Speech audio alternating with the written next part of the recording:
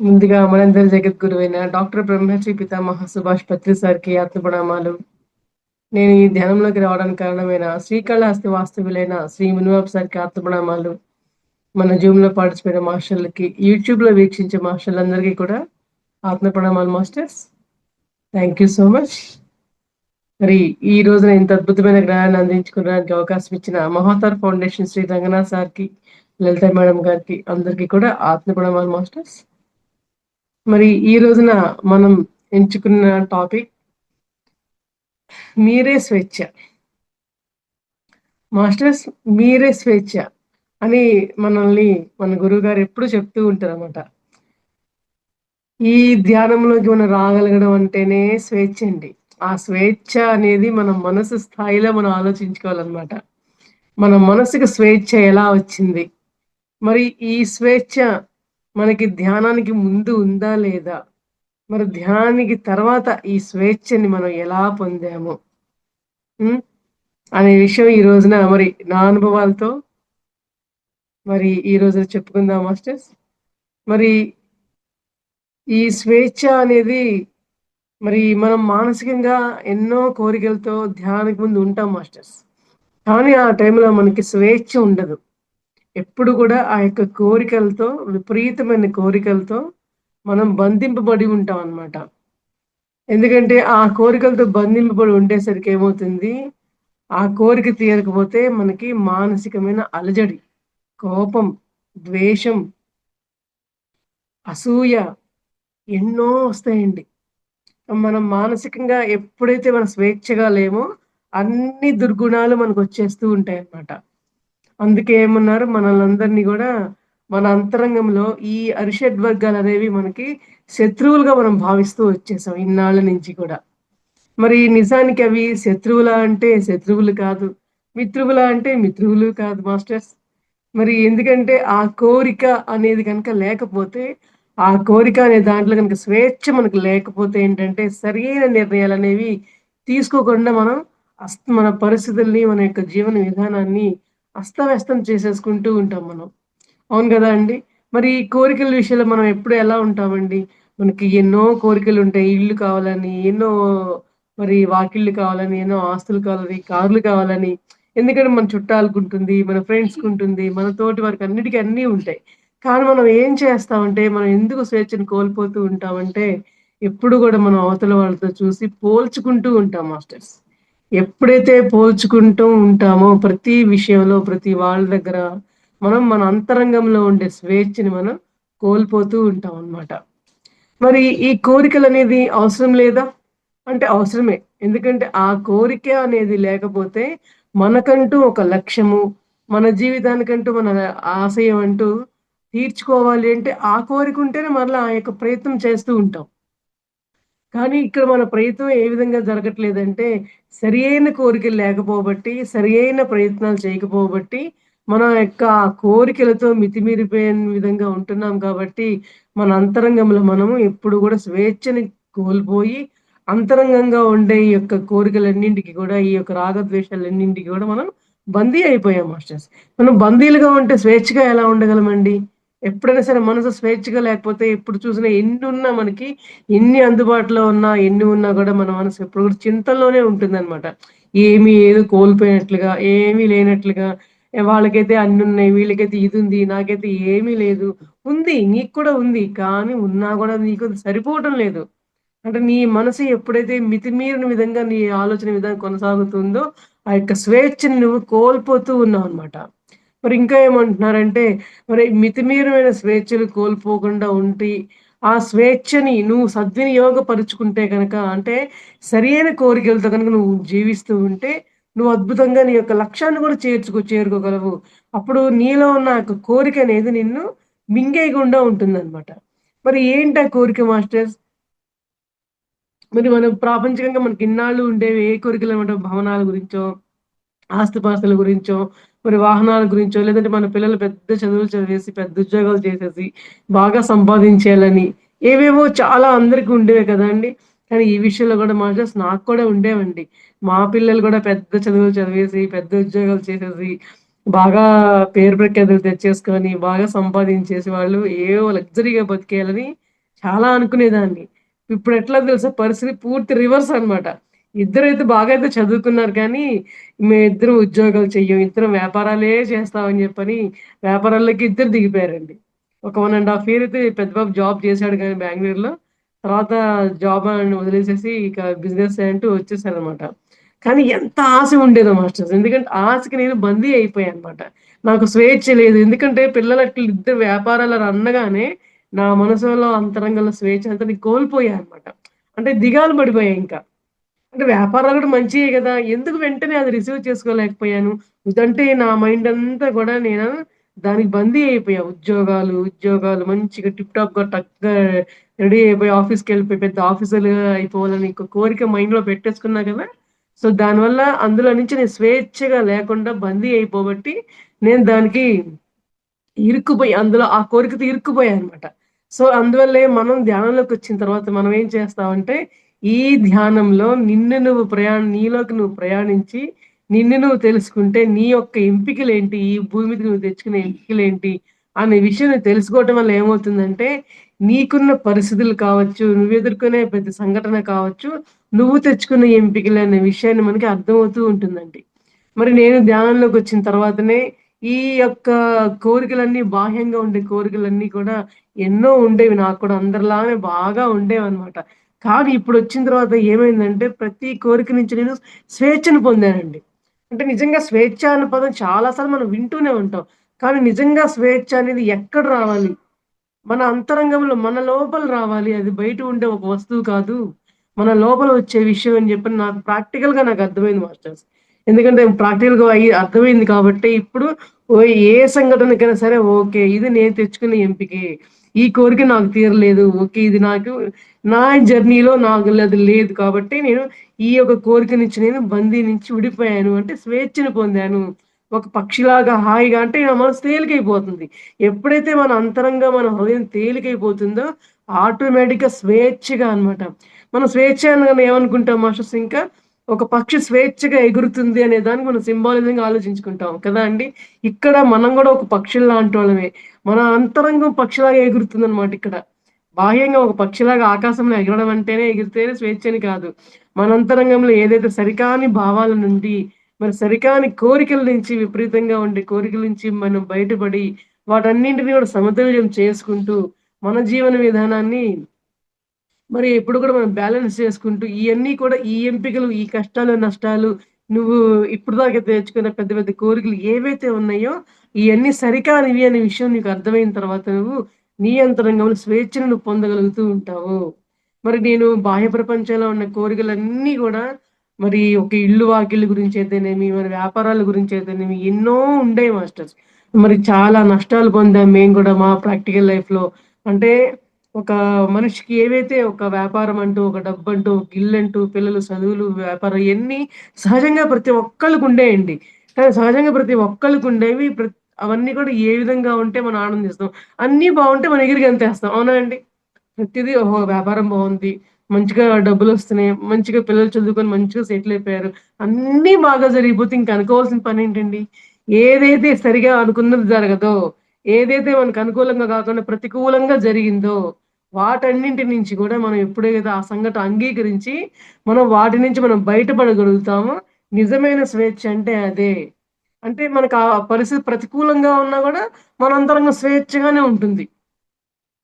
నిజమైన స్వేచ్ఛ అంటే మనకి ఎటువంటి కష్టంలో ఉన్నా గూడా, ఆ పరిస్థితిని అంగీకరించి నేను స్వేచ్ఛగా ఉన్నాను. నేను హాయిగా ఉన్నాను. నా హృదయంలో ఎటువంటి బందీఖానా లేదు. నేను ఏ కోరికకి కూడా నేను బందీ కాదు. నేను స్వేచ్ఛగా ఉన్నానని ఒక భావన కలుగుతుంది మాస్టర్స్. అందుకే మరి కోరికలో ఇక్కడికి ఇవాళ కోరిక, స్వేచ్ఛ అనేది మెయిన్ పాయింట్ మాస్టర్. ఎందుకంటే, ఈ యొక్క కోరికలు ఉండకూడదా? మరి అన్ని కష్టాలే, అన్ని నష్టాలు అన్నీ ఎంచుకొనొచ్చాం కాబట్టి కోరికలు ఉండకూడదా అంటే, కంపల్సరీ కావాల్సిందే. కానీ సరియైన కోరిక, ఏ కోరిక మనం బందీ అయ్యుండాలి, ఏ కోరికను మనం బందీ నుంచి విడిపడి స్వేచ్ఛగా ఉండాలి. మరి ఇక్కడ మనం రావాల్సిన కోరికేంటి? ధ్యానం బాగా చేయాలనే కోరిక మాత్రం బాగా ఉండొచ్చు మాస్టర్స్. మరి ఇక్కడ ఈ ఒక పోలిక గురించి చెప్పుకుందాం. మరి మనం ప్రాపంచిక జీవితంలో ఏదైనా విషయం గురించొస్తే ఎవరితోనూ మనం పోల్చుకోకూడదు. మరి ఎవరినో చూసి మనం అసూయ చెందకూడదు. వాళ్ళకి ఎక్కువ కార్లున్నాయనో, వేరే వేరే ఏదో ఉన్నాయనో మనం అసూయ చెందకూడదు. కానీ ఇక్కడ ఈ యొక్క ధ్యానంలో మనం అసూయ పొందొచ్చని మన గురువు చెప్పారండి. ఇక్కడ మనం ధ్యానం విషయంలో మనం అసూయ చెందితే ఏమవుతుందంటే, ఓకే. నేను గూడా ఇంకా బాగా ధ్యానం చేయాలి. నేను గూడా ఇంకా బాగా నాలోని సరికాని గుణాలన్నిటి నుంచి కూడా నేను బయటపడాలి. మరి నేను గూడా మా తోటి మాస్టర్‌లని చూసి నేను గూడా అట్లా చక్కగా నేను గూడా ఆత్మజ్ఞానిగా తయారవ్వాలి. మరి నాలో ఎన్నో సుగుణాలు సరిగ్గా లేకపోయేసరికి నిరంతరం నేను గూడా ఆ కోరికలకు బందీ అయ్యి స్వేచ్ఛ లేకుండా జీవిస్తున్నాను కాబట్టి, అటువంటి మానసిక స్వేచ్ఛ నాకు కావాలి అని ఇట్లా పోల్చుకోవచ్చండి. ఎందుకంటే ఆధ్యాత్మికల బలవంతం మామూలుగా ప్రాపంచిక జీవితంలో బలవంతం ఉండకూడదంటారు. కానీ ఆధ్యాత్మికలు బలవంతంగా అయినా సరే ధ్యానంలో కూర్చోబెట్టొచ్చని చెప్తారండి. ఎందుకంటే ఒకరోజు, 2 రోజులు బలవంతంగా అనిపిస్తదేమో. కానీ రెండో రోజు, మూడో రోజు, నాలుగో రోజు నుంచి ఆ బలవంతంగా కూర్చోబెట్టిన ఆ ధ్యానమే ఎంతో అద్భుతంగా అంతరంగంలోకి ప్రయాణించేలాగా అయిపోతూ ఉంటుందనమాట. సో, అంటే ఇక్కడ మనం ధ్యానంలో పోలిక పెట్టుకోవచ్చు. అంటే ఈ ప్రాపంచికమైన పోలికకి, ఈ ఆధ్యాత్మిక పరమైన కోరికకి చాలా తేడా ఉంటుంది. మరి ఈ యొక్క మనోభావాల నుంచి మనం పూర్తిగా బయటపడి, మనం క్లియర్‌గా ఉండాలి. ఈ యొక్క నిజమైన అంతరంగ స్వేచ్ఛగా జీవించాలి అంటే, ఈ యొక్క ఎరుక మనకి నిరంతరం కావాల్సిందే అనే విషయాన్ని గురించి మనం తెలుసుకోవాలి మాస్టర్స్.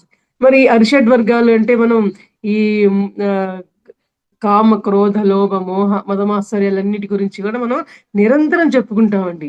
నిరంతరం చెప్పుకుంటాం. కానీ ఎంతవరకు మనం దాంట్లో ఉన్నాము? మరి ఎంతవరకు మనం దాని నుంచి మనం బయటపడగలుగుతున్నాం అనేది మనకి విమర్శ కావాలి. మరి ఇప్పుడు మనం కోరికల గురించి చెప్పుకుంటున్నాం. ఆ కోరికల వల్లనే మనం నిరంతరం గూడా ఏదో ఒక టెన్షన్ లైఫ్‌నే మనం జీవిస్తూ, ఎప్పుడు గూడా ఏది ఉన్నా కూడా ఏదో కోల్పోయేట్టుగా మనం జీవిస్తూ, ఎట్లా ఈ స్వేచ్ఛ మనం కోల్పోతూ ఉన్నామో, మరి సరియైన స్వేచ్ఛ మనం పొందాలి అంటే అద్భుతంగా ధ్యాన సాధన చేసి, నీలోకి నువ్వు ప్రయాణం చేసి, మరి నీలోకి నువ్వు ప్రయాణం చేయాలంటే అద్భుతంగా ఆనాపానసతి ధ్యానం ద్వారా నీ అంతరంగంలో ప్రయాణం చేసి ఏదైతే కర్మ ప్రక్షాళన జరిగిన తర్వాత, నాడీ మండల శుద్ధి జరిగిన తర్వాత, నేను నీలో కలిగిన అంతరంగ మార్పు ఏ విధంగా ఉంటుందంటే, ఏది నాది కాదు, ఏది నేను కాదు. మరి ఏది గూడా నా వల్ల వచ్చింది ఏమి కాదు. ఇవన్నీ కూడా నేను తెచ్చుకున్న ఎంపికలే. ఈ సంఘటనలన్నీ కూడా, ఈ అనుభవాలన్నీ కూడా నేను తెచ్చుకున్న ఎంపికలే కాబట్టి, నాకు దేని గురించి ఎటువంటి మరి బాధ, దిగులు ఏది గూడా లేదు అనే విషయం మనం అద్భుతంగా తెలుసుకుంటూ ఉండే ప్రయత్నం చేస్తాం మాస్టర్స్. అంటే సరియైన కోరికలేంటి అనే విషయం గురించి మనం బందీలుగా ఉన్నాం గాబట్టి, ఆ బందీ నుంచి మనం స్వేచ్ఛగా మారిపోతూ ఉంటామనమాట.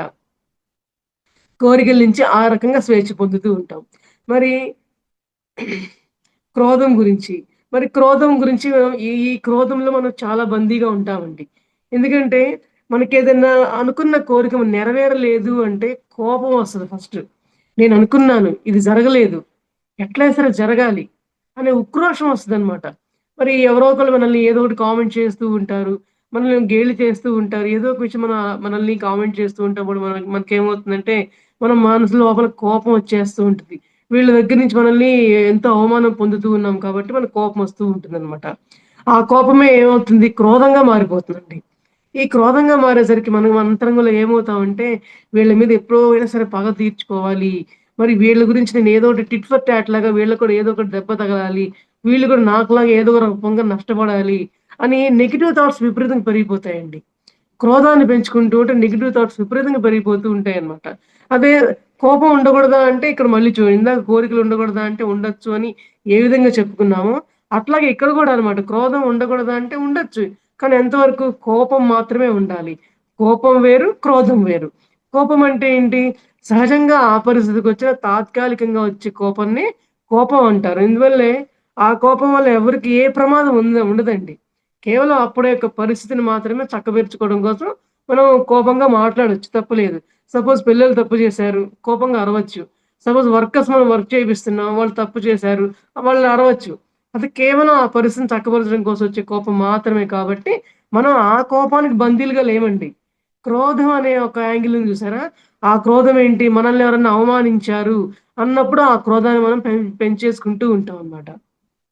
దానివల్ల ఏంటి? ఎప్పుడు వీళ్ళ మీద పగ తీర్చుకుందామా? ఎప్పుడు ప్రతీకారం తీర్చుకుందామా? ఎప్పుడు వీళ్ళని నేను పడే అవమానం వీళ్ళని గూడా పడేలా చేద్దామని దాని గురించే విపరీతంగా ఆలోచించడం వల్ల అంతరంగంలో క్రోధ భావాలు విపరీతంగా పెరిగిపోతూ ఉంటాయి. ఇప్పుడేమవుతుంది మనసుకి పూర్తిగా లోడ్ పెరిగిపోతూ ఉంటుంది. కానీ మనం ఎక్కడున్నామండి స్వేచ్ఛగా? స్వేచ్ఛగానే లేమసలు. ఎప్పుడు గూడా మనం మనోభావాలనే భావాలతో మనం బందీలుగానే ఉన్నాం. స్వేచ్ఛ ఉన్నా కూడా స్వేచ్ఛను తీసుకునే మానసిక స్థితిలో మనం లేకపోబట్టి, ఎప్పుడు కూడా మనం అంతరంగ భావనలో బందీలుగానే జీవిస్తూనే వచ్చాం.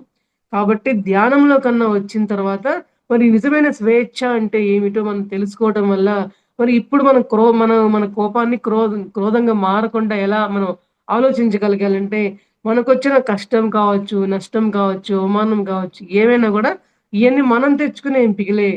మరి ఇవన్నీ గూడా అనుభవించి తెలుసుకోవటం వల్ల ఈ భూమి మీదకి మనం ఈ యొక్క పాఠాలు నేర్చుకోవడం కోసమే వచ్చాము అనే విషయం మనం పూర్తిగా తెలుసుకునే ప్రయత్నం జరుగుతుంది మాస్టర్స్.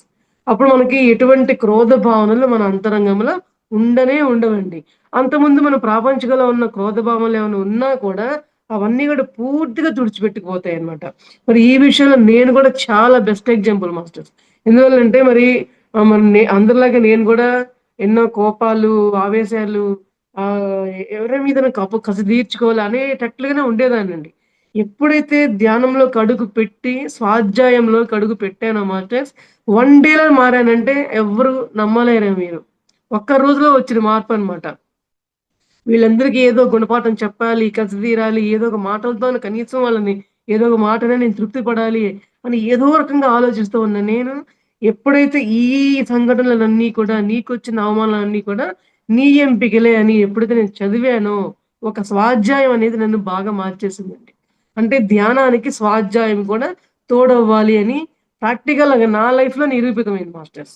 అంటే నాకు నిజంగా అంతరంగంలో ఎంత స్వేచ్ఛొచ్చిందంటే నిజంగా ఎప్పుడు కూడా గుండె గుప్పెట్లో పెట్టుకొని బతికానా అన్నట్లుగా అనిపించేదండి. కానీ ఎంత హాయిగా ఉందంటే, ఎంత తేలికగా ఉందంటే హృదయం అనేది అంత అద్భుతంగా ఉందనమాట. అంటే నిజమైన స్వేచ్ఛ అంటే ఇదే. నిజమైన స్వేచ్ఛకి అర్థం నేను ధ్యానంలోకొచ్చిన తర్వాతే తెలుసుకున్నానండి.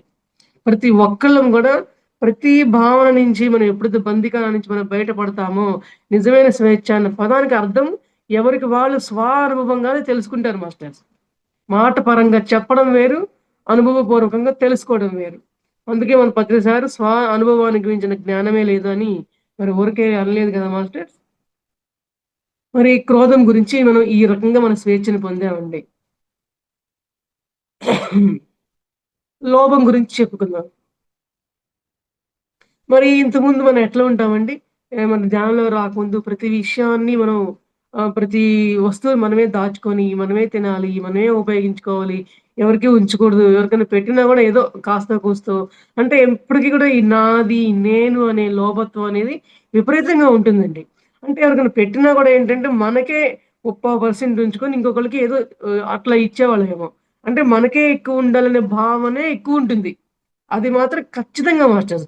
ఆ భావన కూడా మనిషిని ఎంత కుదింపజేస్తదంటే, ఆఖరికి మన ఇంట్లో వాళ్ళు ఎవరికైనా ఏదైనా సేవ చేస్తున్నా కూడా మనం చెయ్యనివ్వమనమాట. ఎందుకు మనకు పిల్లలున్నారు, మన కుటుంబం ఉంది, మనం ఎదగద్దా నువ్వంతా దాన ధర్మాలు చేస్తుంటే, అని ఇట్లాంటి మాటలు ఉపయోగిస్తూ ఉంటామనమాట. మరి ఈ విషయాల్లో గూడా మరి ఈ యొక్క లోభత్వం అనేది ఏ విధంగా ఈ లోభం మాత్రం నాలో లేదు మాస్టర్స్. ధ్యానం ముందు లేదు, ధ్యానం తర్వాత లేదు. నేను ఈ విషయంలో మాత్రం ఎప్పుడు కూడా చక్కగా స్వేచ్ఛగానే ఉన్నా అనమాట. ఎందుకంటే ప్రతిదీ అనుభవ జ్ఞానమే మాస్టర్స్. అందువల్ల నేను చెప్తున్నా అన్నమాట. మరి కామ, క్రోధ, లోభ, మోహం విషయంలో మాస్టర్స్ మోహంలో మాత్రం నేను భారీగా ఉన్నా అన్నమాట. ధ్యానంలోకి రాకముందు. అంటే ప్రతి దానికి మన తల్లిదండ్రుల విషయంలో కావచ్చు, పిల్లలు గాని, భర్త గాని ప్రతి ఒక్కళ్ళు ఉండేలాగానే నేను కూడా మోహంతో బాగా ఉన్నా. అందులో ఎటువంటి స్వేచ్ఛ నాకు లేదు. ఎప్పుడు కూడా ఒక భయం. అలా ఉంటూనే ఉండేది. దానికి తగిన విధంగానే సంఘటనలన్నీ కూడా జరుగుతూ ఉండేయన్నమాట. కానీ ధ్యానంలోకొచ్చిన తర్వాత గూడా మరి కుటుంబంలో ఎన్నెన్నో సంఘటనలు వచ్చినాయి మాస్టర్స్. ఎందుకొచ్చినియి? ఇప్పుడు నువ్వు బంధంలో ఉన్నావా లేదా? మరి ఇప్పుడు బంధంలో ఎందుకు ఉండకూడదు? ఇప్పుడు నువ్వు బంధంలో ఎందుకున్నావనే విషయం నాకు తెలియపరచడం కోసమని, ఇంకా బంధం నుంచి నువ్వు బయటపడతావనే దానికి ఎన్నో సంఘటనలు నాకు ఎగ్జాంపుల్‌గా వచ్చినాయి మాస్టర్. నేనెలా ఫేస్ చేస్తాను? మరి నేను బంధంలో ఇరుక్కుపోయి ఉన్నానా? ఈ బంధంలో స్వేచ్ఛగా ఉన్నానా? లేదా? అని చాలా ఎగ్జాంపుల్స్ నాకొచ్చాయండి. కానీ ఆ సమయాన్నన్నిటిని గూడా నా పిల్లల విషయంలో వచ్చింది. కుటుంబ సభ్యుల విషయంలో గూడా వచ్చింది మాస్టర్ పరీక్షలు ఎన్నో వచ్చాయి. బంధాల విషయంలో. కానీ నేను తెలుసుకున్న విషయం ఏంటంటే ఓకే. బంధంలో ఉన్నట్టే ఉండు కానీ దానికి అతుక్కోకు అనే విషయం నాకు ప్రాక్టికల్‌గా నాకర్థమయ్యేలాగా జరిగింది మాస్టర్స్. మరి పిల్లలకు కూడా ఇద్దరికి కూడా చాలా ప్రమాదకరమైన సంఘటనలు జరిగినాయి 2, 3 సార్లు. జరిగినప్పుడు మరి ఒక యాక్సిడెంట్ ఒక వ్యక్తికి జరిగితే ఆ స్థితి ఎలా ఉంటుందండి? మరి ఒక్కసారి మనిషి ప్రాణమే పోయే అవకాశం కూడా మనం ఎంతన్నా చూస్తూ ఉంటాం. అవునండి? మరి అట్లాంటి సందర్భాలు కూడా నాకు ఎదుర్కొనేలా చేశారండి. కానీ ఆ టైంలో నా యొక్క మానసిక స్థాయిలు అప్పుడు ఎలా ఉన్నాయంటే, ఓకే. వీళ్ళకిది పాఠం. మా పిల్లలకి ఇది పాఠం. వాళ్ళు తెచ్చుకున్న లైఫ్ ఏంటో వాళ్ళకే తెలియాలి కాబట్టి మరి ఆ బంధంలో నేను ఇరుక్కున్నానా లేదా అన్న విషయం నాకు తెలియపరచడం కోసం ఇలా జరిగింది. అప్పుడు నేను అనుకున్నా అనమాట. ఓకే. ఈ బంధంలో నేను ఇరుక్కున్నా కూడా ఓకే. వాళ్ళకేం జరిగినా కూడా నేను యాక్సెప్ట్ చేయగలగాలి. ఇది వాళ్ళు తెచ్చుకునే ఎంపిక. ఈ సంఘటన నేను తెచ్చుకునే ఎంపిక అనే జ్ఞానంతో ఉండగలిగాను మాట మాస్టర్స్. మరంటే బంధంలో ఉన్నా కూడా ఆ బంధానికి ఇరుక్కుపోకుండా బంధం యొక్క విలువేంటి? అసలు నిజమైన ఆత్మజ్ఞానం అంటే ఏంటో నాకు అప్పుడు తెలిసిందండి. మరి ఆత్మ అనేది భూమి మీదకి జన్మ తీసుకొని వచ్చిన తర్వాత దాని ప్రయాణం ఎంతవరకు భూమి మీద ఉందో, మరి వాడి యొక్క లక్ష్యం పూర్తయిన తర్వాత అవి ఆత్మలోకి తిరిగి వెళ్ళిపోతారన్నప్పుడు, వాళ్ళకి వయసుతో సంబంధం లేదని చెప్పి మనం ధ్యానంలోకి వచ్చిన తర్వాత తెలుసుకోవడం జరిగిందండి. దాని ద్వారా మాత్రమే ఆ జ్ఞానం తెలుసుకున్న తర్వాత మాత్రమే మా ఇద్దరి పిల్లలకి జరిగిన కొన్ని కొన్ని ఇన్సిడెంట్స్ వల్ల నేను దాన్ని ఎక్కువగా బంధంగా తీసుకోకుండా అంతరంగంగా ధైర్యంగా ఉండగలిగాను. అనే విషయం నేను బాగా అర్థం చేసుకున్నా మాస్టర్స్. అంటే నేను ఈ విషయంలో ఈ బంధం విషయంలో నేను చాలా స్వేచ్ఛగా అనేది నేను బయటికి రాగలిగా అన్నమాట. ఇది ఖచ్చితంగా ప్రతిదీ ఈ ఆహ్, ప్రతి సందర్భంలోనూ ప్రతిదీ అనుభవమే మాస్టర్స్. స్వేచ్ఛ అనేది ఊరకే రాదు. మన ప్రయత్నం ఎంత ఉండాలో, ఎంత సాధన చేయాలో, ఎంత స్వాధ్యాయం చేయాలో, ఎప్పుడు కూడా సజ్జన సాంగత్యంలో పాల్గొంటూ ఉంటేనే, మనం తెలుసుకునే ప్రతి జ్ఞానానికి గూడా మనం అనుభవపూర్వకంగా మనకి అనుభవాలు తెలుస్తూ ఉంటాయన్నమాట. ఊరికే ప్రతిరోజు ఒక మాస్టర్ వస్తారు, వింటారు, వెళ్ళిపోతాం అయిపోయింది. అలా కూడా కాదండి. ప్రతి సంఘటన, ప్రతి క్లాస్ కూడా ఒక అనుభవం అవ్వాలి. మన జీవితానికి ఒక పాఠం రావాలి. ఆ పాఠం వచ్చినప్పుడే నిజంగా మనం ధ్యానం చేస్తున్నప్పుడు మనకు ఆత్మజ్ఞానం వచ్చిందా? లేదా? మన అంతరంగంలో స్వేచ్ఛ వచ్చిందా? లేదా? నేనొక ఆత్మ స్వరూపంగా మారగలిగానా? లేదా? మరి నేనొక ఆత్మని, ఆత్మని అని చెప్పి మనం చెప్తూ ఉంటాం. మరి నిజంగా ఆత్మ స్వరూపం అంటే ఏమిటి అన్న అనుభవం నీకు పొందగలిగావా? లేదా? అనే విషయాన్ని అందరికి కూడా అనుభవపూర్వకంగా వస్తేనే అన్నీ తెలుస్తాయండి. నిజమైన స్వేచ్ఛ అంటేనే అవి. మరి ప్రతి విషయంలో కూడా మరి ఈ యొక్క బంధాల నుంచి అనేది ఆ యొక్క స్వేచ్ఛను కూడా నేను పొందడం జరిగింది మాస్టర్స్. మరి కామ, క్రోధ, లోభ, మోహ, మదం, ఆశ్చర్యాలు మాస్టర్స్. మరి మదం అంటే ఏంటండి? అహంకారం. ఈ అహంకారం అనేది మరలా నాకు ప్రాపంచికంలో ఉన్నప్పుడు అహంకారం లేదు. ధ్యానంలోకొచ్చిన తర్వాత అహంకారం లేదు మాస్టర్స్. కానీ ఒక చిన్న కీలకమైన పాయింట్ ఉందండి. మరి మనం ఏమనుకుంటామండి ధ్యానం ప్రాపంచిక జీవితంలో ఉన్నప్పుడు అహంకారం ఉండడం అనేది సహజంగా ఉంటుంది. ఎందుకు నేను గొప్పదాన్ని, నాకు చాలా ఆస్తులున్నాయి, నేను చాలా అందగత్తెని, లేదంటే నాకు చాలా ఆస్తులున్నాయి, బిల్డింగ్‌లున్నాయి కానీ ఎన్నో ఉన్నాయన్నమాట ప్రాపర్టీస్. సో, దానివల్ల అహంకారం వచ్చే అవకాశం ఉంది. అదొక విధానం అయితే ధ్యానంలోకొచ్చిన తర్వాత కూడా కొన్ని అహంకారాలుంటాయండి. ఏంటి ఆ అహంకారం? ఆధ్యాత్మిక అహంకారం మాస్టర్స్.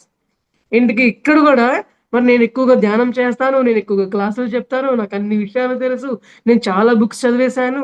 నాకింకేం తెలుసుకోవాల్సిందే లేదు. నేను సూపరు. అందరూ ఎక్కడికెళ్ళినా సరే నాకు అందరూ ప్రశంసలు అందుకుంటూ ఉన్నారు. ఇంక నాకేంటి? నీకన్నీ పొందేశాను. ఏదైతే ఈ ఆధ్యాత్మిక అహంకారం వస్తుందో, ఆ మనిషి ఎంత జ్ఞానం వచ్చినా గూడా నిరుపయోగమే అయిపోతుంది మాస్టర్స్. అంటే మనం పొందిన స్వేచ్ఛ గూడా అంతా గూడా బూడిదలో పోసిన పన్నీరే అయిపోతుంది. అందువల్ల అహంకారం అనేది ఆధ్యాత్మికలో వచ్చిన తర్వాత ఇంకా జాగ్రత్తగుండాలండి. ప్రాపంచికంలో ఉండే జాగ్రత్త కంటే కూడా ఆధ్యాత్మికంలోకొచ్చిన తర్వాత ఈ అహంకారాల్లో మనం పడిపోకుండా ఇంకా బాగా మనం జాగ్రత్త పడాలి. ఈ యొక్క బందీఖానా నుంచి ఇంకా మనం బాగా బయటపడిపోవాలండి. మరి ఈ సిట్యుయేషన్స్ నాకు కూడా చాలా వచ్చినాయి మాస్టర్స్. ఎందువల్లంటే ఆధ్యాత్మికంలోకొచ్చిన తర్వాత కూడా మరి అందరూ అడుగుతారన్నమాట. ఎన్ని గంటలు ధ్యానం చేస్తావు? ఎన్ని క్లాసులు చెప్పావు? ఎన్నాళ్ళు నువ్వు ధ్యానంలోకొచ్చావు? నీకొచ్చిన అనుభవాలేంటి? నీ హాస్టల్ ట్రావెల్ చేశావా? థర్డ్ ఐ ఓపెన్ అయిందా? ఇలాంటియన్నీ అడుగుతూ ఉంటారండి. ఇలాంటియన్నీ అడిగినప్పుడు ఏమవుతుందంటే కొంతమంది అవి గొప్పగా చెప్పుకుంటారు. నాకు గాని వచ్చింది. నేను గాని బాగా ధ్యానం చేశా. మీరింకా అంత సాధన లేరు. మీరింకా చిన్న స్థాయిలో ఉన్నారు. అందుకే మీకే అనుభవాలు రాలేదు. ఇట్లాంటివి కూడా చాలా మంది ఫేస్ చేసినయి నేను విన్నాను మాస్టర్స్. కొందరు వాళ్ళ అనుభవాలు చెప్పని నేను విన్నా అనమాట. అంటే ఆధ్యాత్మికలా వచ్చిన అహంకారాలు గూడా మనిషిని పతనం చేస్తాయి. ప్రాపంచికంలో వచ్చే అహంకారం కంటే గూడా ఆధ్యాత్మికంలో వచ్చే అహంకారం ఇంకా భయంకరమైనది. చాలా కేర్‌ఫుల్‌గా ఉండాలి. అంటే అప్పుడే అర్థమవుతుందండి. నువ్వు ఆత్మ స్వరూపానివా? కాదా? నువ్వు ఆత్మపరంగా ఎదుగుతున్నావా? లేదా? ఇది నేను కాదు. ఈ పద్మావతి అనేది నేను కాదు. నేనొక ఆత్మ స్వరూపాన్ని. అంటే ఈ జ్ఞానమంతా గూడా మాస్టర్స్ ద్వారా నేను పొందగలుగుతున్నాను. మరి ఈ జ్ఞానం అంతా చెప్పబడుతుంది అంటే, ఆ యొక్క గురువుల ద్వారానే మాత్రమే నేను చెప్పబడుతున్నాననే యొక్క జ్ఞానం ఎప్పుడైతే నీ లోపల స్థిరమై ఉందో, అప్పుడు మాత్రమే నువ్వు ప్రతి సిట్యుయేషన్‌కి గూడా నువ్వు అహంకారం పొందకుండా, ఇదంతా గూడా నేను, నాది అనే అహంకారాలన్నిటిని గూడా ఎప్పుడైతే నువ్వు బందీఖాన నుంచి నువ్వు విడిపోతావో, నిజమైన స్వేచ్ఛను నువ్వు పొందుతావు. ఈ ఇది చాలా ఈ రాగద్వేషాల్లో మాస్టర్స్ ఈ యొక్క అహంకారం అనేది చాలా ముఖ్యమనమాట. అంటే అది ప్రాపంచిక అహంకారానికి, ఆధ్యాత్మిక అహంకారానికి ఎంతో వ్యత్యాసం ఉంది. ఈ వ్యత్యాసాన్ని కూడా మనం చాలా కేర్‌ఫుల్‌గా హ్యాండిల్ చేయాలండి. ఎందుకంటే ఈ మన ప్రాపంచిక అహంకారాలు పడిపోతే ఏమవుతుందంటే, ఈ రోజు కాకపోతే ఆ రోజన్నా ఇంకో రోజు తెలుసుకునే అవకాశం ఉంటుందండి. కానీ ఆధ్యాత్మికమైన అహంకారంలో ఈ యొక్క దీంట్లో మనం బందీ అయిపోతే ఎప్పుడైతే ఇరుక్కుపోతామో, దీనికి ఇంకా వేల జన్మలు పట్టిద్దంటండి. నేను బుక్‌లో కూడా చదివా అన్నమాట. అంటే ఈ అహంకారం అనేది మనిషి స్వేచ్ఛకి ఎప్పుడు కూడా పెద్ద బందీఖాన. నేను గ్రేట్. ఈ పదం మన ఈ పదానికి మనం దూరం అయిపోవాలండి. నేను గ్రేట్. ఈ పదమే మన అందరిని గూడా ఆ బురదలో పడేలాగా చేస్తుంది. అంతే నేను గ్రేట్ అనిపించుకోవాలి. నన్ను అందరూ పొగడాలి. నా గురించే చెప్పుకోవాలి. నాకు పేరు ప్రఖ్యాతులు రావాలి. ఎక్కడికెళ్ళి అందరూ నా ఓహ అనాలి. ఎప్పుడైతే ఈ భావాల నుంచి మనం బయటపడకుండా అట్లనే ఇరుక్కుపోయి ఉన్నామంటే మనం ఎంత పుస్తకాలు చదివినా, ఎంత ధ్యానం చేసినా, ఎంత జ్ఞానం విన్నా కూడా వృధా అయిపోతుంది మాస్టర్. అందువల్లే నిరంతరం ఆత్మ పరిశీలన అని చెప్పింది అందుకోసమే. మరి ఉదయం నుంచి రాత్రి వరకు కూడా నువ్వు మరి నువ్వు చేసే ప్రతి చేష్ట గాని, నువ్వు చూసే ప్రతి చూపు గాని, నువ్వు చేసే ప్రతి ఆలోచన కానీ, మరి నువ్వు వినే ప్రతి మాట గాని, ఏ విధంగా ఉన్నాయనే ఆత్మ పరిశీలన అనేది నిరంతరం మనకు అవసరమండి. ఈ ఆత్మ పరిశీలన వల్లే మనం అహంకారంలో ఉన్నామా, బంధంలో ఇరుక్కుపోయి ఉన్నామా, లోభంలో ఇరుక్కుపోయి ఉన్నామా, కోరికల్లో ఇరుక్కుపోయి ఉన్నామా, ఎందులో ఇరుక్కుపోయి ఉన్నాము అనే విషయాన్ని మనం ఎరుకలోకి ఉంచుకునే అవకాశం ఉంటుంది మాస్టర్స్. మరి చూడండి ఇందాక మనం కోరికల గురించి చెప్పుకున్నాం. మరి కోరికలు ఎంతవరకు ఉండాలంటే అవసరాల వరకు ఉండాలి. మరి మామూలుగా ఏదైనా మన అవసరాల కంటే మించి మనం ఉంటాం కదండీ! మరి ఇందులో నా యొక్క ప్రాక్టికల్ లైఫ్‌లో ఏంటంటే, ఇప్పుడు మాత్రం ఏదైతే అవసరమో, ఏదైతే కోరికుందో, ఈ కోరిక, ఈ అవసరం అనేది 2 ఒక సమపాళ్ళల్లో ఉండగలిగినాయండి. ఆసమపాలలో రావడానికి నాకొక 2 ఇయర్స్ పట్టింది. ధ్యానంలోకొచ్చిన తర్వాత కూడా నా ప్రాక్టికల్‌గా 100% నేను రావగలగడానికి 1 ½ ఇయర్, 2 ఇయర్స్ పట్టింది మాస్టర్స్. 4 ఇయర్స్ అవుతుంది నేను ధ్యానంలోకొచ్చి. నాకు 2 ఇయర్స్ పట్టింది. కానీ పట్టినా పర్వాలేదు నేను రాగలగాలి. ఎట్లైనా సరే నేను ప్రయత్నించాలి. ఈ కోరిక, అవసరం అనేది నాకు ఈక్వల్ అయిపోవాలి. ఈ కోరిక వల్ల నేను బందీ కాకుండా, నా మనసు ఎప్పుడు స్వేచ్ఛగా విహరించకుండా, ఈ బందీలో నేను ఉండకూడదనే పాయింట్ నాకు ప్రాక్టికల్‌గా ప్రతిదీ నేను అనుభవించి నేను తెలియపరుస్తూ ఉన్నానన్నమాట మాస్టర్స్. అందువల్ల ఏంటంటే, ఈ రాగద్వేషాల్లో మనం ప్రతి క్షణం మనం ఎరుకలో ఉండవలసిందే. మరి ఈ ప్రతిక్షణం ఎరుకలో ఉండవలసిందే అంటే, ఈ యొక్క సాధన నిరంతరం కొనసాగాలి మాస్టర్స్. మరి ఏదో ఒక రోజో, ఏదో ఒక గంటో, ఏదో ఒక కొంచెం సేపో అనేది సరిపోనే సరిపోదు. నిరంతర ధ్యాన సాధన, నిరంతర స్వాధ్యాయము, నిరంతర సజ్జన సాంగత్యం. మరి మనకు తెలిసిన ప్రతి విషయాన్ని కూడా మనం ఆచరించుకుంటూ, మరి ఏ విషయాన్నైతే మనం తెలుసుకున్నామో, అది ఈ రోజు నుంచే నా జీవితంలో నేను అప్లై చేస్తున్నానా లేదా, అనే విషయాన్ని ఎరుకలో ఉంచుకుంటేనే ఈ రాగద్వేషాలన్నింటిని గూడా మనం సమతుల్యం చేయొచ్చండి. మరి మామూలుగా అందరూ స్వామీజీలు గాని, సత్సంగాలు ఏం చెప్తారంటే, ఈ రాగద్వేషాలు పూర్తిగా తుడిచిపెట్టేసేయాలి, అణిచిపెట్టేసేయాలి అంటారండి. పూర్తిగా తుడిచిపెట్టక్కర్లేదు, పూర్తిగా అణిచిపెట్టక్కర్లేదండి. సమతుల్యం అని చెప్పి మనకు బద్రి మనకు చెప్పారనమాట. ఎందుకంటే మందే మధ్య మార్గం అని చెప్పి అనిందే అందుకోసం మాస్టర్స్. ఎందుకంటే ఈ కోరిక అనేది, ఈ లోభం, ఈ క్రోధం ఇవన్నీ కూడా సమపాళల్లో ఉంటే ఏంటంటే, మన వ్యవహారాన్ని కూడా చక్కబరుచుకుంటూ ఉండటం కోసం ఇవన్నీ మనకు ఉపయోగపడతాయన్నమాట. మనకు ఉపయోగపడే వాటిని మన అజ్ఞానం వల్ల మనమే వాటిని మనకి ఇబ్బందికరంగా మనం చేసుకున్నాం తప్ప ఆహ్, నిజానికి వాటి వల్ల మనకి ఎటువంటి హాని లేదు. మనం గనక బ్యాలెన్స్‌గా ఉంటే గనక. మరి ఈ బ్యాలెన్సింగ్ లైఫ్ నిరంతరం మనకుండాలి అంటే ఏదో ఒక రోజు సాధన మాత్రమే సరిపోదు మాస్టర్స్. నిరంతరం అవసరమే. మరి ప్రతిరోజు గూడా కనీసం ఎంత లేదన్నా ఒక 2, 3 గంటలన్నా ధ్యానం చేయాలి. ఒక గంట సేపన్నా ఏదో ఒక బుక్ చదవాలి. మరి ఒక కనీసం ప్రతిరోజు ఈ రోజున జూమ్ క్లాసులు విపరీతంగా ఉన్నాయండి. బయట క్లాసులు ఉన్నాయి. నిద్ర లెగిస్తే జూమ్ క్లాసులున్నాయి. మరి ఒక్కొక్క మాస్టర్ దగ్గర ఒక్కొక్క పాయింట్ తీసుకున్నా చాలు మాస్టర్. ఒక మాస్టర్ వచ్చి గంట క్లాస్ చెప్తే, గంట క్లాస్ మీరు మైండ్‌లో పెట్టాల్సిన అవసరం లేదు. మీకు ఉపయోగపడే ఒక్క పాయింట్ అయినా ఖచ్చితంగా ఉండి తీరుతుందండి. ఆ పాయింట్ మనకేంటి ఉపయోగపడేదని మీరు దాన్ని బుక్‌లో నోట్ చేసుకొని గనక ప్రతిరోజు దాన్ని రివైండ్ చేసుకుంటూ ఉంటే, మనం ఖచ్చితంగా దాన్ని మనం బ్యాలెన్స్ చేయగలము. ఇది కూడా నా ప్రాక్టికల్‌గా నేను ఫేస్ చేసింది కాబట్టే, ప్రతి ఒక్కళ్ళకి నేను చెప్తూ ఉంటా మాస్టర్స్. మరి ఆహ్, మాత్సర్యం. మాత్సర్యం అంటే ఏంటి మాస్టర్స్? ఓర్వలేనితనం అనమాట. మరి కామ, క్రోధ, లోభ, మోహ, మద, మాత్సర్యం. ఈ మాత్సర్యం అంటే లోభం, అసూయ అన్నమాట. ఓర్వలేనితనము. కానీ ఈ అసూయ అనేది నాకు ప్రాపంచిక జీవితంలో ఉన్నప్పుడు ఒక 20% ఉండేది మాస్టర్స్. ప్రతిదీ నేను ఓపెన్‌గా మాట్లాడతా అన్నమాట. ప్రాపంచికలో ఉన్నప్పుడు నాకు ఈ అసూయ 20% ఉండేది. ఎందుకంటే మేము చాలా ప్రయత్నం చేసినా కూడా చాలా చాలా విషయాల్లో మేము రీచ్ కాలేకపోయేవాళ్ళం. కొందరేమో ఏ ప్రయత్నం చేయకుండానే అద్భుతంగా ముందుకెళ్ళిపోయేవాళ్ళు. ఎందుకు వాళ్ళు అట్లా ఎళ్ళిపోతున్నారు? మనం ఇంత చేసినా కూడా ఎందుకిట్లా ఉంటున్నామని కొంత ఫీలింగ్ ఉండేదనమాట. కొంత అసూయ ఉండేది. 20%. ఇక ఈ మెడిటేషన్‌లోకొచ్చిన తర్వాత 20% కాదు మాస్టర్, 2% కూడా లేదిప్పుడు. జీరో. ఈ రాగద్వేషాలనే ప్రతి పాయింట్‌లో గూడా నేను జీరో అని జెప్పి 100% నేను చెప్పగలను మాస్టర్. నా హృదయం మీద నేను చేయి పెట్టుకొని చెప్పగలుగుతా అనమాట. ఎందుకంటే ఇప్పుడు అసూయ అనేది అవన్నీ తలుచుకుంటే నాకు నవ్వొస్తుంది. అంటే నేను ఈ మెడిటేషన్‌లో రాకముందు ప్రతి ఒక్క మనోభావంలో నేను బందీ అయిపోయి ఉన్నాను, ఇరుక్కుపోయి ఉన్నాను. ఎందులోని నాకు స్వేచ్ఛే లేదు. ఎప్పుడు చూసినా దిగులుతో ఉండేదనమాట. అన్నీ అనారోగ్య సమస్యలు కూడా వచ్చేసాయి వాటి వల్ల. కానీ ఈ 4 ఏళ్లలో నేనున్న ఆనందం ఉంది చూసారండి. నేనొక ఆత్మ స్వరూపాన్ని అనేది నాకు సొంతగా అనుభవపూర్వకంగా నేను ఎరుకలోకి తెచ్చుకున్నాను. పైపెచ్చు ప్రతి ఒక్క పాయింట్‌ని గూడా నేను తెచ్చుకున్న ఎంపికే. ప్రతి బాధ, ప్రతి కష్టము, ప్రతి నష్టము, మరి ప్రతి అవమానము కూడా మనకి మెట్టే. ఈ మాటల్ని నేను అనుభవపూర్వకంగా నేను తెలుసుకున్నాను మాస్టర్స్. సో, అయన్నీ కూడా మన ప్రగతికి మెట్లే అని మరి ఈ 4 ఏళ్లలో నేను పొందిన అనుభవాలు కావచ్చు, నా జీవితంలో వచ్చిన ప్రగతి కావచ్చు, మరి నా యొక్క అనుభవాలను అందరికి పంచుతూ, అందరిని కూడా ధ్యానం చేస్తే ఎలా ఉంటారు? ధ్యానం చేస్తే ఎటువంటి లాభాలు కలుగుతాయి? ఎటువంటి ప్రయోజనాలుంటాయి? మనం ఎట్లా ఆత్మపరంగా ఎదిగే విధానంగా ఏ విధంగా ఉంటుంది? మరి ఆత్మజ్ఞాని అవ్వాలంటే ఎటువంటి ప్రయత్నం చేసి మనం ఆత్మజ్ఞానిగా అవుతాము?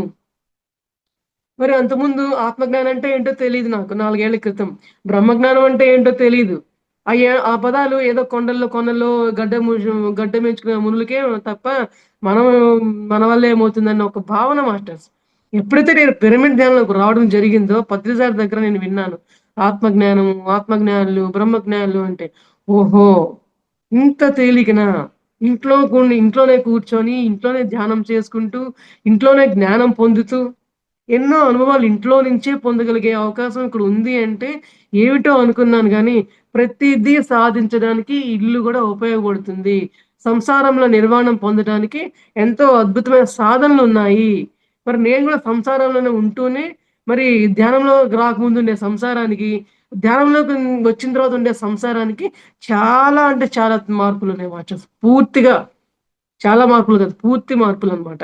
ఇప్పుడు నా మనసు ఎంత అంటే ఒక పక్షి స్వేచ్ఛగా విహరిస్తుంటే మనం ఎలా చూసి భావిస్తాము, మనం గూడా ఎగిరితే బాగుండు హాయిగా ఆకాశంలో అనుకుంటాం. చాలా మంది సరదాగా అనుకుంటాం.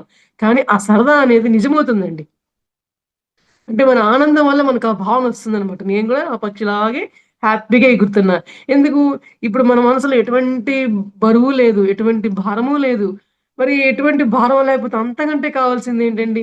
ఎవరేమన్నా అన్నా గూడా ఏ బాధ లేదు. నన్ను అంటున్నారే, నన్ను అవమానిస్తున్నారే అని ఏ బాధ లేదు. మన కుటుంబాల్లో కావచ్చు, మన తల్లిదండ్రులే కావచ్చు, మన అత్తమామలే కావచ్చు, మన సమాజమే కావచ్చు, ప్రతి దానికి ఏమనుకుంటారో అనే మాటలోనే బందీలుగానే ఇరుక్కుపోయామండి. ఎందుకంటే మనం ఎంతసేపటికి మన కోసం మనం జీవించలే ఇన్నాళ్ళు. పరుల కోసమే జీవించాం. ఖచ్చితంగా మనం పరుల కోసమే జీవించాం.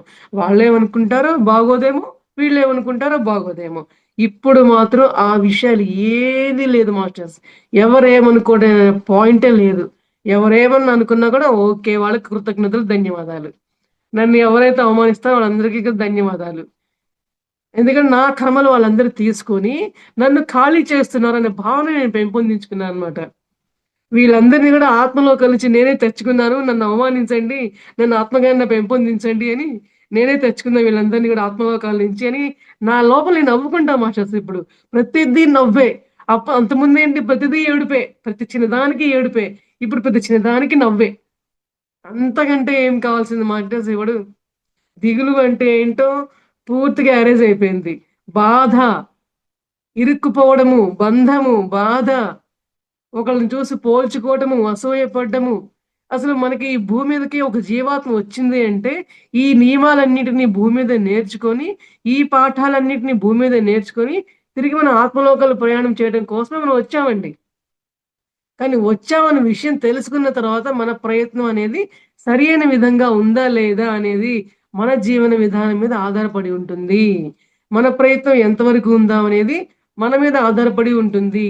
దానికి ఇది నిదర్శనం ఏంటయ్యా అంటే మన జీవన శైలి, మన ఆలోచన విధానము, మనం మాట్లాడే విధానము, మనం ఆలోచించే విధానము. మనం ఇప్పుడు ఏ విషయాలు వింటామండి? ఏ విషయాలు సరికాని విషయం మనం ఏమి వినమండి. పొరపాటున మనం బయటకు వెళ్ళినప్పుడు వాళ్ళ ద్వారా, వీళ్ళ ద్వారా వినాల్సిన పరిస్థితి వచ్చినా గూడా, అవి ఇట్లా నుంచి ఇట్లా బయటికి వెళ్ళిపోతాయి తప్ప, ఈ లోపలికి వెళ్ళే ప్రసక్తే ఉండదు మాస్టర్స్. మనం ఇప్పుడేం వింటాం, ఎంతసేపటికి మరి ఎవరు ఏ అనుభవాలకొచ్చి వాళ్ళు ఏ విధంగా ఎదిగారు, మరి ఎవరు ఏ ఏ విధంగా అనుభవాలొచ్చి ఆత్మజ్ఞానిగా ఎదిగారు, మరి వీళ్ళు ఎన్ని గంటలు ధ్యానం చేస్తున్నారు, వీళ్ళు ఎన్ని పుస్తకాలు చదువుతున్నారు, ఏ పుస్తకంలో ఏ జ్ఞానం ఉంది, ఎంతసేపటికి మనం ఇప్పుడు చేసే పనులేంటండి, ఈ యొక్క చెవుల ద్వారా స్వాధ్యాయమే చేస్తుంటాం. వేరే మాటలే మనకు మన చుట్టుపక్కల 10 మంది ఉన్నా కూడా మనకు అవేవి కూడా మనల్ని డిస్టర్బే చేయవండి. అంత స్వేచ్ఛగా ఉంటాం. మరి మీరే స్వేచ్ఛ అంటే ఊరికే అనలేదండి. మనం అందరం కూడా స్వేచ్ఛాపరులు అయ్యామండి ధ్యానంలోకొచ్చిన తర్వాత. మరి ఆ స్వేచ్ఛగా మనం అయ్యామా లేదా అనేది కూడా మనకి మనమే ఆత్మ పరిశీలన చేసుకుంటే తప్ప అర్థమయ్యే విషయం కాదండి. మరి అందువల్ల ఏంటంటే, ఈ యొక్క ఈ ప్రతి ఈ రాగద్వేషాలన్నింటిని గూడా మనం సమతుల్యం చేసుకొని, ఇరుక్కుపోకుండా, బందీగా గాకుండా బయటకొచ్చి స్వేచ్ఛగా ఉన్నామా లేదా అని ప్రతి ఒక్కళ్ళం కూడా మనం పరిశీలించుకుందాము. మరి నేను మాత్రం పూర్తి స్వేచ్ఛాజీవిగా తయారైపోయా మాస్టర్స్. మరి మీరు గూడా అవ్వాలని చెప్పి నా ఆకాంక్ష. ఎందుకంటే, నిరంతరం ఒక్క నిమిషం గూడా సమయం మనం వృధా చేయకూడదండి. ఎందుకంటే ఆ సమయం వృధా చేయకుండా మన అంతరంగంలో మనం ప్రయాణం చేస్తూ, మన లోపలికి మనమే ఉంటూ, మనతో మనమే జీవిస్తూ ఉంటే, ఆ యొక్క ఆనందం ఏ విధంగా ఉంటుందంటే, ఒక పక్షి నిజంగానే స్వేచ్ఛగెళ్తే మనకి ఒక శరీరం ఉందనే గాని, మన అంతరంగం పక్షిలానే స్వేచ్ఛగా విహరిస్తూనే ఉంటుంది. ఎంత బావుంటుందో ఆ భావన. మరి చూడండి. మరి మనకి ఎన్నో గుణాలున్నాయి. మరి తమో గుణమని, రజో గుణమని, మరి సాత్విక గుణమని, శుద్ధ సాత్విక గుణమని. ఈ గుణాలు గూడా ఉన్నాయి. మరి ఈ గుణాల పట్ల మనం ఎట్లా ఉన్నాం? ఇన్నాళ్ళు కూడా తమో గుణంతో ఉన్నామండి. ఎందుకు? ఆ తమో గుణం అంటే మనల్ని ఎట్లా అన్నమాట బద్ధకం. ఎప్పుడు చూసినా ఈ పని ఇప్పుడు చేద్దాంలే, ఆ పని అప్పుడు చేద్దాంలే, చూద్దాంలే. సపోజ్ ఇప్పుడు ధ్యానం ఉంది. ధ్యానం విషయం మనం అట్లా చేయకూడదండి. ఇప్పుడు ధ్యానం చేద్దాం. ఇవాళ ఒక గంట చేసాం కదా! మళ్ళీ రేపు చేద్దాంలే. ఈ రకమైన తమో గుణం మనం ప్రాపంచికంగా ఉంటే ఎప్పుడు గూడా ఆ విధంగా ఎట్లా మనం పతనం అయిపోతూ వచ్చామో, మరి ఆధ్యాత్మికతకొచ్చిన తర్వాత కూడా ఆ తమో గుణమే గనక మనకుంటే మనల్ని పతనం చేస్తుంది. మన స్వేచ్ఛను మనకి మరి ఆహ్, దుర్వినియోగం అయిపోయేలాగా చేస్తుంది. అందువల్ల ఈ తమో గుణాన్ని నేను మరి ఈ దీంట్లో కూడా నా ఎక్స్‌పీరియన్స్ చెప్తా మాస్టర్స్. ఈ తమో గుణం నాకు పూర్తిగా ఉండేదన్నమాట. మెయిన్‌గా ఎర్లీ మార్నింగ్ నిద్ర లెగవాలంటే నా వల్ల కానే కాదు. కానీ ఈ 4 ఇయర్స్ నుంచి ధ్యానం చేసుకోవడానికి 5:00కి 5:30 ఆ టైంలో ఇంకసలు గడియారం పెట్టే పని గూడా లేదనమాట. అంటే ఉదయం పూట లెగవటం సపోజ్ అది 3:00 కావచ్చు, 5:00 కావచ్చు ఎనీ టైమ్. అంటే నిద్ర తమోగుణము అనే పాయింటే లేదనమాట. అంటే ఏ పని కూడా పోస్ట్‌పోన్‌మెంట్ అనేదే లేదు. ఇప్పుడు చెయ్యాలి అనుకుంటే ఇప్పుడు చేసేయటమే. ఇప్పుడు చదవాలి అనుకుంటే ఇప్పుడు చదివేయడమే. ఇప్పుడు ధ్యానం చేయాలి అంటే ఇప్పుడు ధ్యానం చేసేయటమే. నేను 2 గంటలు కూర్చోవాలంటే 2 గంటలు కూర్చోవడమే. అంటే తమో గుణాన్ని మనం పూర్తిగా మరి నిర్మూలించుకోవాలి. మరి ఆ తమో గుణం మనకు నిర్మూలన అవ్వాలన్నా కూడా ధ్యానంలో మనకి నాడీ మండల శుద్ధి జరిగితేనే, ఆ యొక్క విశ్వమయ ప్రాణశక్తి మన శరీరంలో ఉన్న 2,72,000 నాడుల మీద మరి ప్రసరింప జరిగిన తర్వాత, నాడీ మండల శుద్ధి జరిగిన తర్వాత, మన శరీరంలో గాని, మన కణజాలాల్లో కానీ అన్ని మార్పులు జరిగితే, కర్మ ప్రక్షాళన జరిగిన తర్వాత మాత్రమే మీ యొక్క మానసికంగా అద్భుతమైన మార్పులొస్తూ ఉంటాయి. మరి ఈ గుణాలన్నింటిని గూడా మనం సమతుల్యం చేసుకోవాలి, మనం నిర్మూలించుకోవాలంటే ధ్యాన సాధనే మనకి శరణాగతి మేడర్ మాస్టర్స్. అవునా అండి? అందువల్ల ఈ తమో గుణాన్ని మనం పూర్తిగా విశుద్ధం చేసుకుందాం, నిరుద్ధం చేసుకుందాము. మరి రజోగుణం అని జెప్పి అనుకున్నామండి. అంటే తమో గుణం కంటే రజోగుణం ఏమైనా కొంచెం మంచిదా ఏంటి అనుకుంటే, అది కొంచెం మంచిదేం కాదండి. అది గూడా ఇంకో రకంగా శత్రువే. కానీ ఆ శత్రువుని కూడా మనం జయించాలి అంటే, ఈ యొక్క రజోగుణం ఏంటి? అంటే నా మాటే చెల్లాలి, నాదే వినాలి. ఇప్పుడు చూడండి మరి ఎందరో మనం ఆధ్యాత్మికంగా చెప్పుకుందాం చిన్న ఎగ్జాంపుల్స్. ఇప్పుడు చూడండి నా క్లాసే వినాలి, నేను వాళ్ళకంటే కూడా అద్భుతంగా చెప్పేస్తా కదా! నేను ఇంకా చాలా చాలా బుక్స్ చదివేస్తాను కదా! నా మాటే చెల్లాలి, నా క్లాసే వినాలి, నన్ను మెచ్చుకోవాలి. ఇటువంటి భావాలన్నీ కూడా ఈ రజోగుణానికి సంబంధించినయేనండి. ఈ కోరికలు అనే యాంగిల్‌లో మనం ఎట్లా మనం చెప్పుకుంటామో, ఈ గుణాలకొచ్చేసి ఈ రజోగుణంలో కూడా నన్నే, నేనే, నాదే ఈ అహంకార భావనలన్నీ కూడా రజోగుణాలనమాట. నన్ను మెచ్చుకోవాలి. ఈ అహంకారాలు భావనలు ఏవైతే ఉన్నాయో, ఇవన్నీ కూడా రజోగుణాలకు సంబంధించినవే కాబట్టి, ఏ గుణాలు మనకొద్దనే వద్దు మాస్టర్స్. అన్నీ కూడా మనం క్లీన్ ఔట్ చేసేసుకుందాం. నిరంతరం హార్పిక్‌తో క్లీన్ ఔట్ చేసుకుందాం. ధ్యానమే మనకి హార్పిక్ లాగా పనిచేస్తది. నాడీ మండల శుద్ధి అంటే మన అంతరంగం శుద్ధి. అంటే ఈ హార్పిక్ అనేది నాడీ మండల శుద్ధికి మనం పోల్చుకోవచ్చండి. అంత క్లీన్ అన్నమాట. ఎందుకంటే ఎప్పుడెప్పటి నుంచో బూజు పట్టిన బూజులంటారు, మరకలంటారు అవన్నీ కూడా తుడిచిపెట్టుకుపోతాయండి. ధ్యానం యొక్క గొప్పతనమే అది. మరెందుకు మనం పుట్టి పెరిగినప్పటి నుంచి మనం ధ్యానంలోకొచ్చే వరకు ఉండే మనోభావాలన్నీ కూడా, సరికాని చేష్టలన్నీ కూడా, సరికాని ఆలోచనలన్నీ కూడా ధ్యానంలోకొచ్చిన అతి కొద్ది రోజుల్లోనే అన్నీ మనం నిర్మూలించుకుంటున్నాము అంటే, మరి ఎంత గొప్పది కాబోతే నిర్మూలించుకుంటామండి ధ్యానం అనేది. మరి మరి నేను చెప్పా గదా! మరి 25 ఏళ్ల నుంచి నేను ధ్యానంలోకొచ్చానండి. 2001లోనే నేను మెడిటేషన్‌లోకి ఎంటర్ అయ్యాను. శ్రీ రామచంద్ర మిషన్ అనే దాంట్లోకి. ధ్యానం అంటే ఏంటో తెలుసుకున్నాను. గొప్పతనం అంటే ఏంటో తెలుసుకున్నాను. అనుభవం తెలిసింది. కానీ ఏంటంటే ఈ గుణాలన్నింటి విషయంలో, ఈ యొక్క రాగద్వేషాలన్నింటి విషయంలో, ఈ ఆత్మజ్ఞానం అంటే, ఈ బ్రహ్మజ్ఞానం అంటే, వీటిని నిజమైన స్వేచ్ఛ అంటే మనిషికి ఏ విధంగా మనం పొందగలుగుతాము? వీటి గురించిన అనుభవం అనేది నాకు జీరో నాలెడ్జ్ మాస్టర్స్. మరి ఇన్నాళ్ళు నేను చేసిన సాధన కూడా మరి ధ్యానం ఒకటి చేశానే తప్ప ఒక గంట ధ్యానము, ఎటువంటి జ్ఞానం అనేది నేను పొందలేకపోయానన్నమాట. మరి ఇంత ఈ 25 ఏళ్ల నుంచి కూడా పోగేసుకున్న ఈ యొక్క సరికానివన్నీ కూడా ఈ 4 ఏళ్లలో మరి జరిగిన నాడీ మండల శుద్ధిలో నాకు జరిగిన ప్రక్షాళన వల్ల ఎన్ని మార్పులంటే మేడమ్ మాస్టర్స్ మరి ఎప్పుడైతే ధ్యానంలోకొచ్చిన 1 ఇయర్ నుంచే నాలో పొందిన అనుభవాలని మానసిక అనారోగ్యాలు కావచ్చు, శారీరక అనారోగ్యాలు కావచ్చు, నేను నిర్మూలించుకునే ప్రతి విషయాన్ని నేను నా అనుభవాల ద్వారా అప్పటినుంచి నేను క్లాసులు చెప్పడం మొదలుపెట్టానండి. ఎందుకంటే ఇది అందరికి తెలియాలి. ధ్యానం యొక్క గొప్పతనం అందరికి తెలియాలి. అసలు నిజమైన స్వేచ్ఛ అంటే ఏంటో తెలియాలి. ఇవన్నీ కూడా మనం వింటూ ఉండే ఒక మాటలు మాత్రంగా మిగిలిపోకూడదు. మరి ప్రతి ఒక్కళ్ళ అనుభవాలు వినాలి అని మన ప్రతిసారి చెప్తూ ఉంటారు.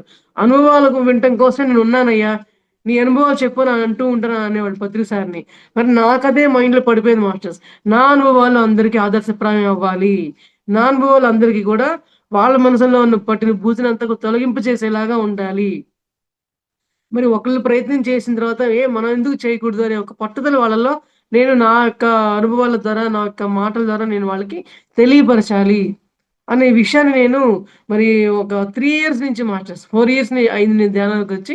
3 ఇయర్స్ నుంచి కూడా నేను చెప్పడం అనేది పూర్తిగా విస్తారంగా మొదలుపెట్టేసానన్నమాట. మరి ఇప్పటికి నేను కనీసం ఒక 300 క్లాసులు చెప్పుంటాను. జూమ్ క్లాసుల్లోనే అనుభవాలు గాని, నాడీ మండల శుద్ధి నాకు ఎట్లా జరిగిందనే విషయం కానీ, మరి ఆన్‌లైన్‌లో కావచ్చు, ఆఫ్‌లైన్‌లో కావచ్చు, మరి ఎన్నో చోట్లకి వెళ్ళి అందరిని అవేర్ చేయాలి అని చెప్పని నా ప్రయత్నం అనేది జరుగుతూ ఉందండి. మరి ఆ విధంగానే కనీసం ఇప్పుడు వందల మందికి నేను మోటివేషన్ చేసుంటాను. ఎందరి డౌట్స్‌ని నేను క్లియర్ చేసుంటాను మాస్టర్స్. ఆఫ్‌లైన్ పరంగా అవ్వచ్చు, ఆన్‌లైన్ పరంగా అవ్వచ్చు. అంటే నేను పడ్డ తపనకి మాస్టర్స్ నాకు ఎప్పటికప్పుడు నాకు అట్లాంటి అవకాశాలు ఇవ్వడం కానీ, మరి ఆ యొక్క పరిస్థితులు నాకు కల్పించడం కానీ, మరి నా కుటుంబ సభ్యులు కూడా దానికి అనుకూలంగా నాకు సపోర్ట్ చేస్తూ ఉండటం కానీ, అన్ని రకాలు ఇప్పటిదాకా మరి ఈ మెడిటేషన్‌లోకొచ్చిన తర్వాత మా పేరెంట్స్ పరంగా కావచ్చు, మా కుటుంబ సభ్యుల పరంగా కావచ్చు, నాకు అప్పట్లో కోఆపరేషన్ ఉండేది కాదనమాట. ఎందుకు ఈ ధ్యానంలోకొచ్చావు? నువ్వు మానేసేయి అనేవాళ్ళు. ఎప్పుడైతే నేను మానేసేయి వద్దు అన్నారో వాళ్ళే ఇప్పుడు మరి నువ్వు బాగా ధ్యానం చేస్తున్నావు, అద్భుతంగా క్లాసులు చెప్తున్నావు, అందరిని అవేర్ చేస్తున్నావు, అందరి డౌట్లు క్లియర్ చేస్తున్నావు అని చెప్పంటూ వాళ్ళే గొప్పగా చెప్పుకొని మా అమ్మాయి అంటూ చెప్పుకునే స్థాయికి వాళ్ళొచ్చారు మాస్టర్స్. ఎందుకంటే ఒక టైంలో వాళ్ళు వద్దు అన్నారు కదా! నేను బాధపడలేదు. ఇవాళ చేయమన్నారు కదా! నేను మురిసిపోను లేదు. ఎందుకంటే ఆ రోజే అనుకున్నా వీళ్ళకి ఎప్పుడు తెలిసి రావాలో అప్పుడు తెలిసొస్తుంది. సత్యం అనేది ఎప్పుడు తెలియపరచాలో మాస్టర్సే తెలియపరుస్తారు ఖచ్చితంగా. ఎందుకంటే ఆ సత్యాన్ని నేను తెలుసుకున్నాను కాబట్టి. మరి సత్యం అంటూ ఎవరికైతే తెలుస్తుందో, ఆ సత్యాన్ని మనం అనుసరిస్తూ ఉంటే, మనకి ఎప్పుడు గూడా మనం స్వేచ్ఛగా ఉంటాము. సత్యాన్ని మనం ఎప్పుడు కూడా మన గుప్పెట్లో పెట్టుకుంటే, మనం స్వేచ్ఛగా మనం విహరించడానికి మనం అద్భుతంగా మనం తయారైపోతూ ఉంటాం మాస్టర్స్. స్వేచ్ఛకి మనం అడుగు పెట్టాలి అంటే, ఆ సత్యంలో ఉంటే చాలు. ఈ యొక్క పదం మనకి చాలా మనల్ని ముందుకెళ్ళేలాగా చేస్తుందండి. మరి ఈ రోజున ఈ యొక్క స్వేచ్ఛను మనం ఏ విధంగా పొందగలగాలి? మరి ఇక మరి ఇందాక చెప్పుకున్నామా, గుణాల గురించి చెప్తున్నామా, ఇదొక్కటి చెప్దాం. సాత్విక్ గుణం గురించి చెప్పుకుంటాం. మరి సాత్విక్ గుణం మంచిదే గదా! చాలా మంచితనము, ఉదాత్తమైన గుణము, సున్నితమైన గుణం కదా! మరి సాత్విక్ గుణం గురించి కూడా ఏం చెప్పుకోవాలి అని అనుకుంటాం. కానీ అది కూడా మాస్టర్స్ స్వహింస కిందకొస్తుందని మొన్న ప్రతిసారి చెప్పారు. ఏమనుకుంటాం, నేను బాధపడ్డా గానీ నా పక్కనోళ్ళని బాధ పెట్టకూడదు. నా వల్ల ఎవరు బాధపడకూడదు అని చాలా చాలా విషయాలు మనల్ని మనమే బాధ పెట్టుకుంటూ ఉంటామనమాట. అది గూడా సరైంది కాదు.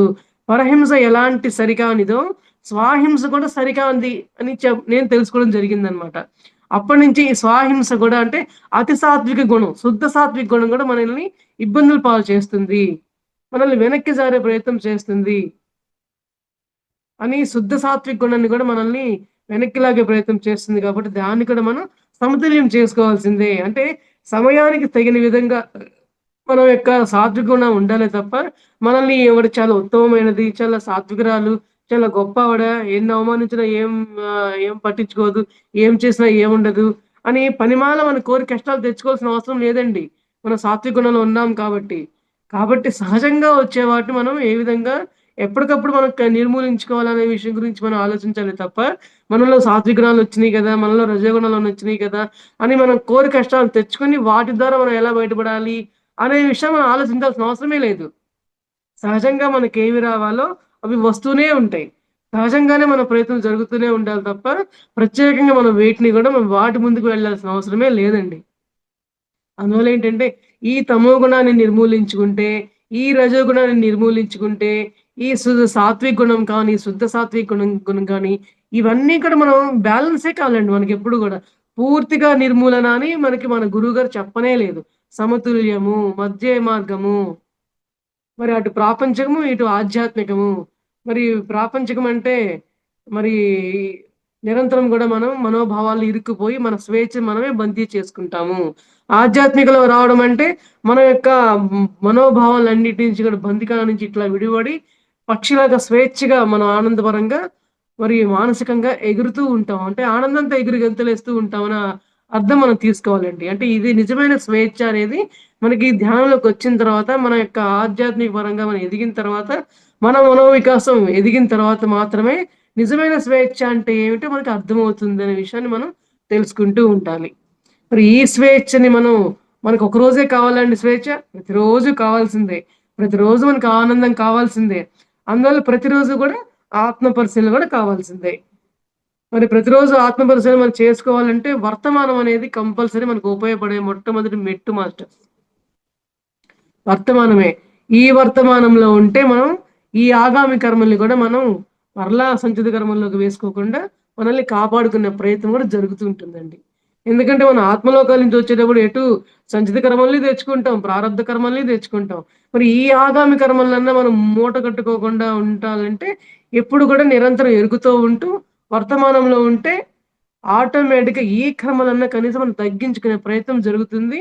మన అంతరంగంలో గూడా మనం స్వేచ్ఛా భావాలను మనం పెంపొందించుకుంటూ ఉంటామనమాట. అవునా అండి?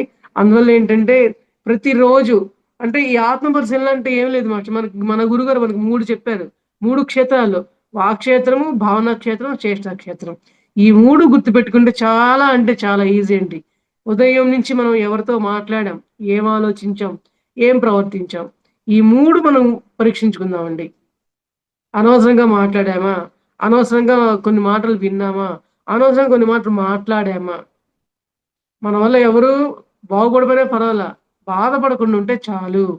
అంటే మనం మాట్లాడే ప్రతి మాట మీద మనకి ఆటోమేటిక్‌గా ఎరుక ఉంటే, మనకి ఏ ప్రమాదాలు వచ్చే అవకాశమే ఉండదు మాస్టర్స్.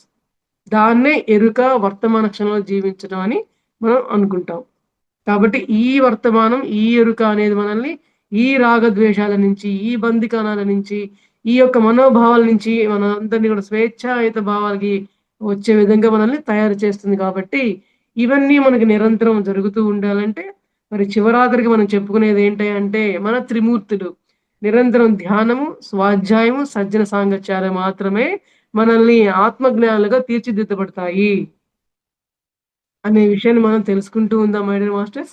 మరి ఈ రోజున ఇంత చక్కటి జ్ఞానాన్ని నా అనుభవాలతో మరి పంచుకునే అవకాశం ఇచ్చిన శ్రీ రంగనాథ్ మాస్టర్ గారికి, మహావతార్ ఫౌండేషన్ మాస్టర్లందరికీ కూడా ఆత్మ ప్రణామాలు మాస్టర్స్.